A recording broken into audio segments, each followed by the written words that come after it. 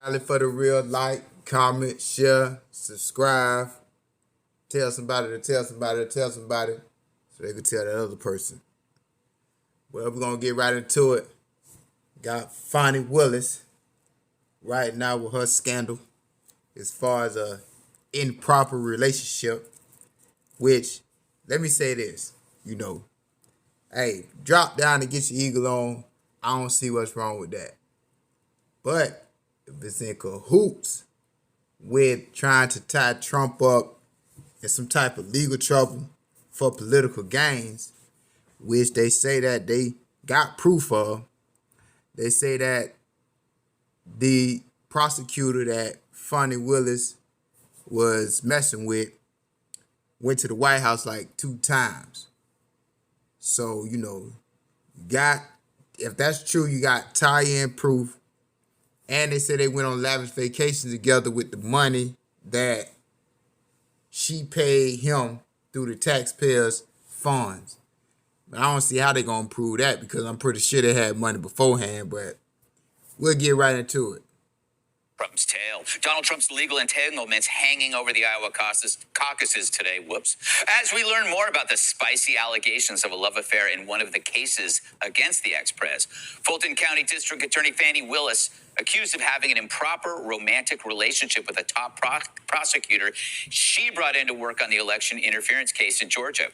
It allegedly resulted in financial gains for both of them in the form of lavish, vacations. The two went on using funds his firm received for working the case. Willis breaking her silence on the allegations in a church, but only to play the race card. You did not tell me as a woman of color, it would not matter what I did. My motive, my talent, my ability, and my character would be constantly attacked. First thing they say. Well, that don't make sense.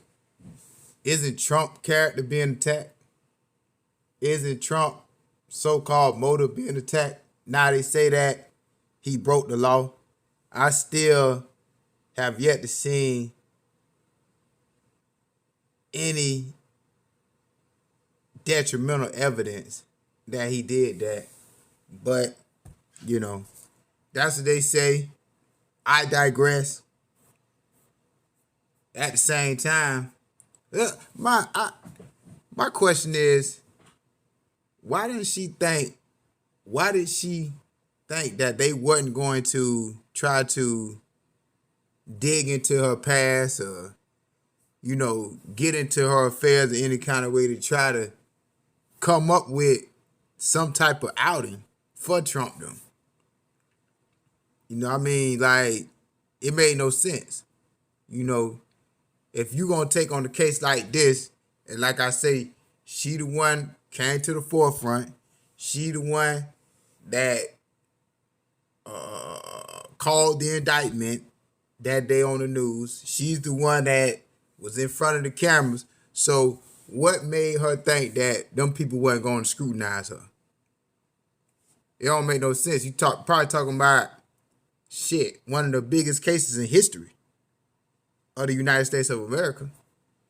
When you have a former president that's being charged with racketeering. This is the first time a president has been charged with a felony. So I don't understand what made her think that scrutiny wasn't coming her way in any shape or form, fashion. Oh, she gonna play the race card now. But no, God, isn't it them who's playing the race card when they only question one? So, Judge, okay, this prosecutor Wade, he has little prosecution experience. He was like a municipal judge, handled mainly traffic violations. He is a divorce lawyer. He was held in contempt last year in his own divorce case.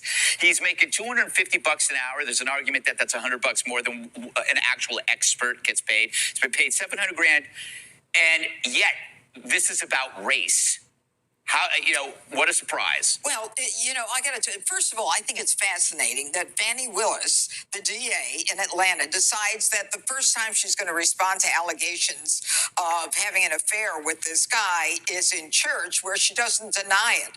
I think one of her better quotes is she admits she's as flawed as they come. You quote, "You cannot expect a black woman to be perfect and save the world." Okay, so she accuses people of picking on her and her alleged lover when there were 3 prosecutors she brought on, and they only picked on the one who is also black. The only difference is the only one she allegedly had an affair with was a black guy, not the 2 other white guys. You know what? I'm tired of race being used as a prophylactic for immorality, for incompetence, or for wrongdoing. But here's the real problem. As a DA, you have the opportunity to bring in a special counsel, a special prosecutor, if there is a conflict of interest of some sort. You want to avoid the appearance of impropriety. Was that the case here? No. So why did she bring him on? Was it that she didn't have enough ADAs? No. Was it because... That's something else she gonna have to explain. Why did she bring on the special prosecutor? She really ain't got no ties with Trump. Like, as far as personally, not that I know of, they really never had dealings with each other beforehand. So all that's going to be in question.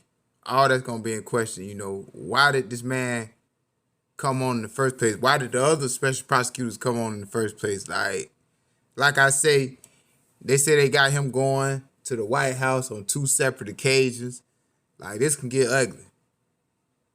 RICO, which is what Donald Trump and many of those co-defendants are charged with, was something she had no experience with? No. So none of these reasons are reasons for her to bring on this guy. So you have to wonder, a civil attorney who ran a traffic court, who never tried a felony case, never did a RICO case, is making $650,000 from the federal government.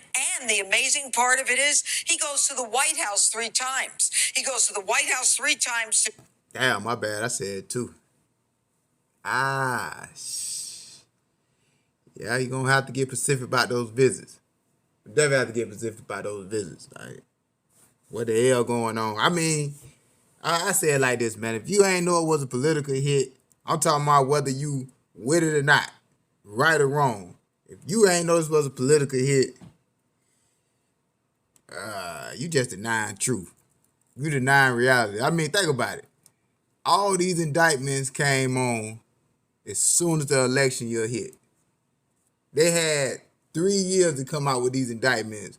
But as soon as Trump said he was running, them bitches came bite. Like, come on, man. I don't even understand. When it first happened, I'm like, damn, that's dumb timing. Like, why would they put all these indictments back to back? Soon as the race starts, that make it look like it's rigged. Like, that was stupid as hell. Whether you think it's right or not, that was stupid. That was bad timing. Meet with White House counsel in 2022, in May and November of 2022, and he meets with the Democratic heads of the January 6th committee in the same year. Herein lies the rub, though. They go on cruises together. They're having an affair. She is reaping financial benefits after giving him money for a job that he was not qualified for, that she didn't need help for. It's a scam, and she should be disbarred. Jessica, she accuses the media or the critics of racism for focusing on this gentleman, and not because of the affair, but because of his skin color. Couldn't you just as easily say that she's racist for not having affairs with the white prosecutors and instead only having an affair with the black one? That strikes me as racist. Yeah, she should go for Floyd, the RICO expert, who is on her group of special prosecutors. No, I think the race card here, obviously out of line to use that for this, and it undoubtedly looks bad.